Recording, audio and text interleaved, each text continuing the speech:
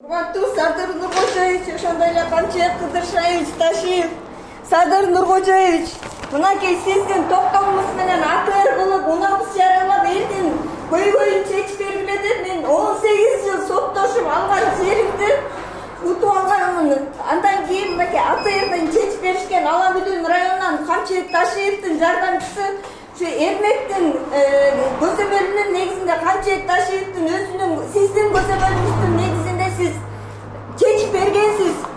Мынакей менин колумда газетага чыккан, ошондой эле Ала-Бүдүн районунун токтому чыккан мага.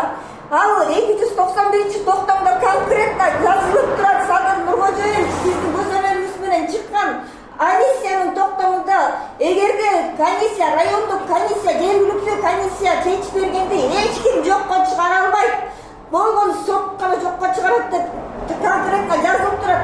Бирок ошол токтомдун мыйзамды, ошол токтомду сиздин токтомду Садыр Нуркожоевич одоло мыйзамсызды бузуп туруп, мынакей Азамат Кадыров, мэр, азыркы мэр, биздики мына Ала-Бүдүндө болчу, азыр Свердловскийге келген. Мына былтыр апрелде которулуп келгенде мен 1-апрелде Азаматка киргенмин.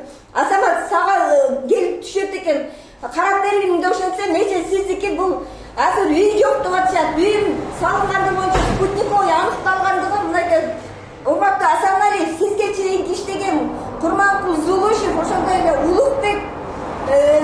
Улукбектер карап спутниковый аныктап чечип беришкен.